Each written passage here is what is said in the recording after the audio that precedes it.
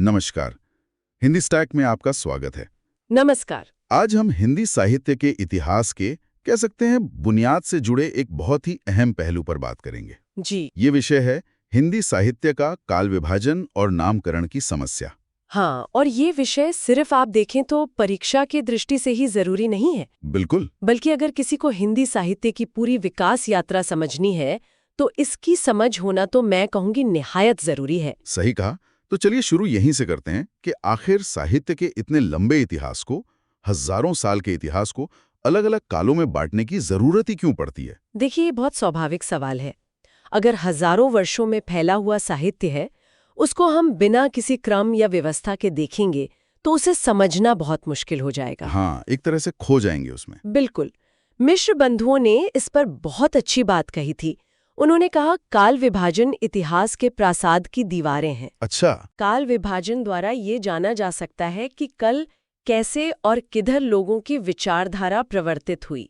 मतलब ये दीवारें हमें रास्ता दिखाती हैं कि विचारों का प्रवाह, उसकी धारा कैसे बही, किस दिशा में गई। एकदम सही। समय के साथ सोच कैसे बदली, साहित्य कैसे बदला, ये समझने में काल विभाजन हमारी मदद करता है।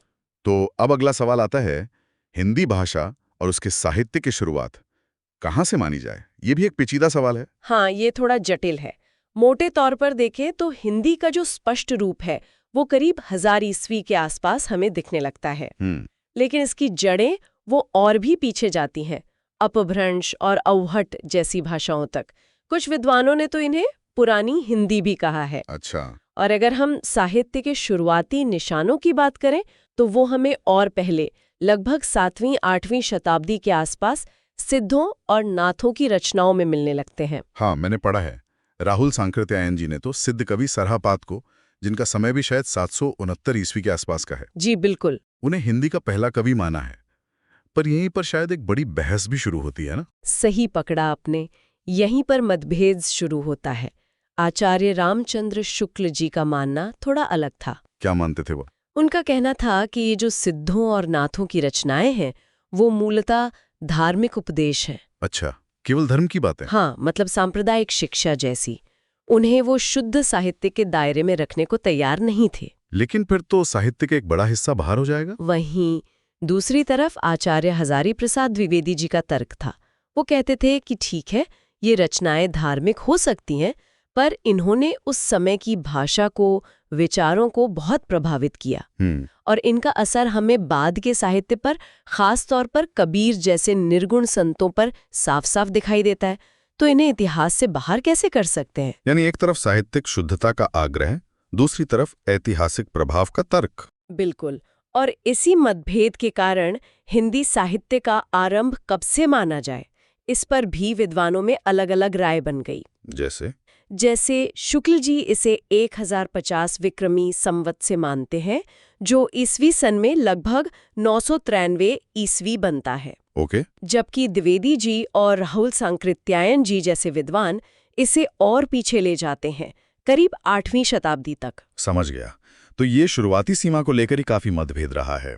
अच्छा, यहीं पर हमारे सुनने वालों के लिए एक छोटा सा सवाल छोड़ते हैं। जरूर। बहुत बार ये पूछा जाता है, आपके अनुसार हिंदी साहित्य के किस काल को स्वर्ण युग कहा जाता है? इसका जवाब नीचे कमेंट्स में जरूर बताइएगा। हाँ, ये बहुत लोकप्रिय प्रश्न है। चलिए अब आगे बढ़ते हैं और बात करते हैं काल विभाजन और नामकरण के आधार की।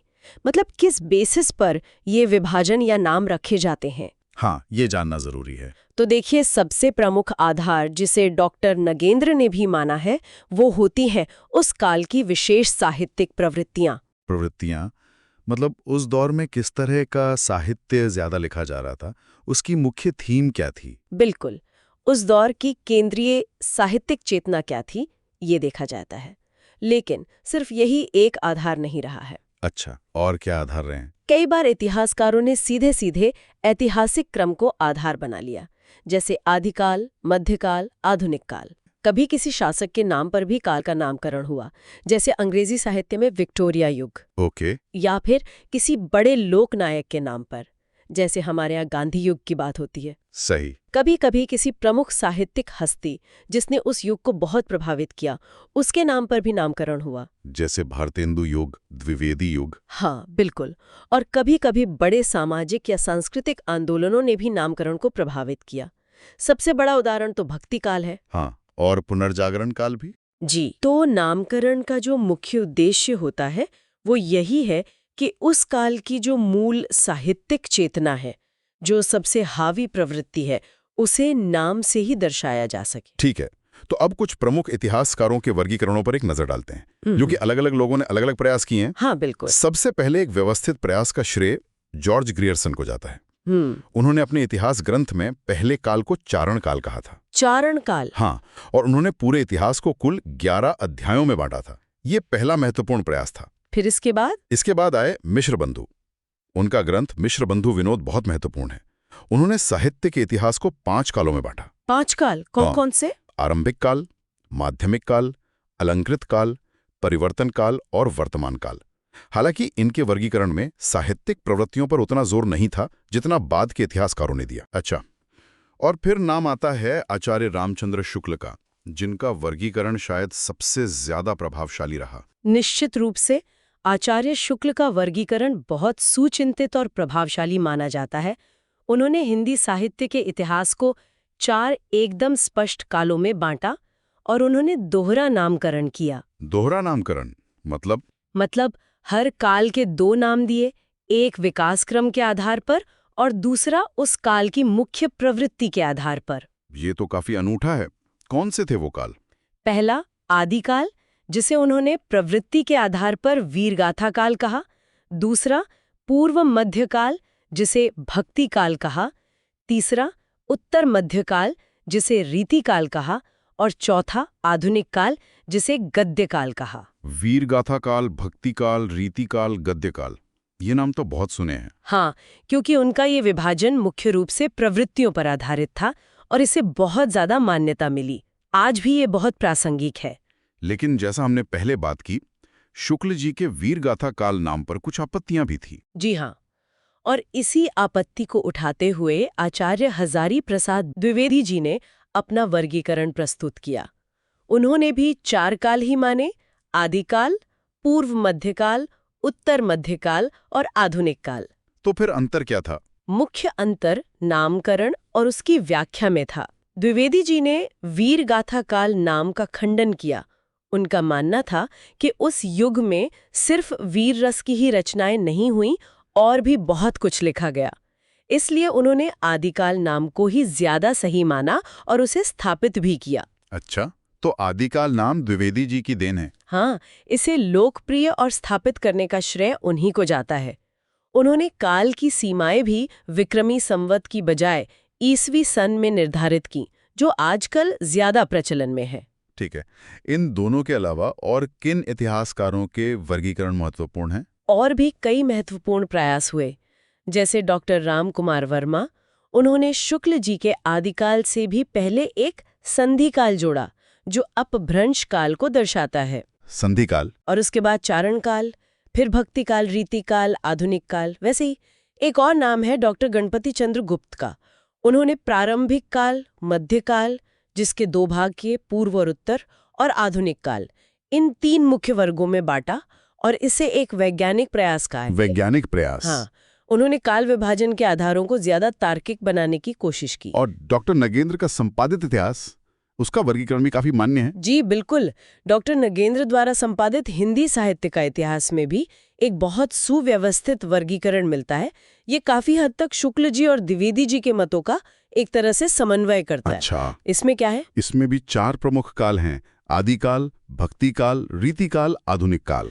लेकिन आधुनिक काल के फिर और उपविभाग किए गए हैं जो बहुत महत्वपूर्ण है। हाँ, आधुनिक काल तो बहुत विस्तृत है। आधुनिक काल के उपविभाग हैं पुनर्जागरण काल, जिसे भारतेंदु युग कहते हैं, फिर जागरण सुधार काल, द्विवेदी युग, उसके बाद छायावाद युग और फिर छायावादोत्तर युग। छायावादोत्तर युग, इसमें क्या क्या आता है?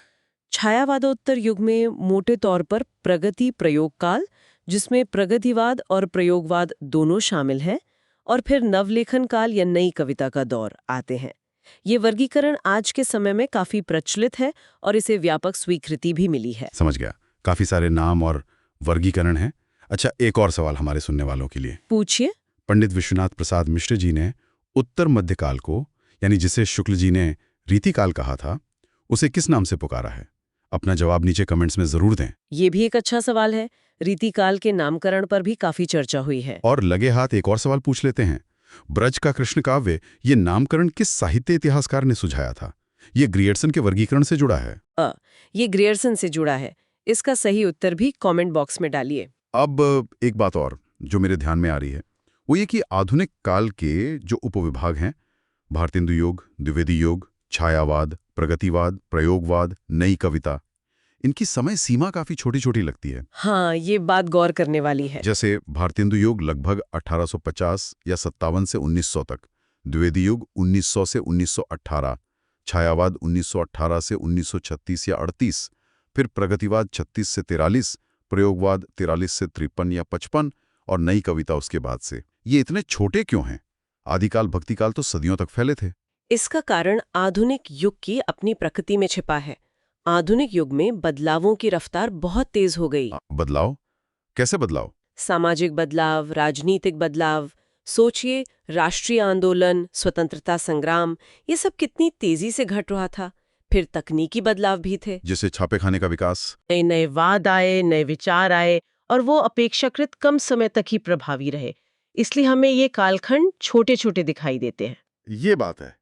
तो मतलब ये काल विभाजन और नामकरण सिर्फ कुछ तारीखें और नाम याद करने का मामला नहीं है। कतई नहीं। ये असल में उस विशाल साहित्यिक परंपरा की जो बदलती हुई चेतना है, उसकी सोच है, उसकी प्रवृत्तियां हैं, उनको समझने का एक तरीका है, एक फ्रेमवर्क है। एकदम सही कहा आपने। यह हमें दिखाता है कि साहित्य अपने समाज से, अपने समय से कितना गहरा जुड़ा होता है और कैसे वो लगातार बदलता रहता है, विकसित होता रहता है। बहुत खूब। तो चलिए, आज की इस चर्चा को समाप्त करने का समय आ गया है। लेकिन जाने से पहले एक आखिरी सवाल आप सबके लिए। जी, हिंदी साहित्य में नई कविता युग की शुरुआत किस वर्ष से मानी जाती है? इसका जवाब भी कमेंट करके जरूर बताएं। और हाँ, एक और जरूरी बात, अगर किसी को भी 10वीं से 12वीं कक्षा के लिए या फिर हिंदी बीए एमए की परीक्षा से जुड़े किसी भी टॉपिक पर, चाहे वो साहित्य का इतिहास हो, व्याकरण हो या कोई और विषय, हाँ, अगर विस्तृत नोट्स या मदद चाहिए तो hindistack.com वेबसाइट पर जरूर जाएं। वहां आपको हर विषय पर बहुत उपयोगी सामग्री मिल जाएगी। जी, hindistack.com, ये याद रखिएगा। उम्मीद है आपको आज की ये चर्चा ज्ञानवर्धक और उपयोगी लगी होगी। हमें भी यही उम्मीद है। अगर आपको ये चर्चा पसंद आई तो इसे लाइक करें, अपने दोस्तों के साथ जो हिंदी साहित्य में रुचि रखते हैं उनके साथ शेयर करें और कमेंट में अपनी राय जरूर दें।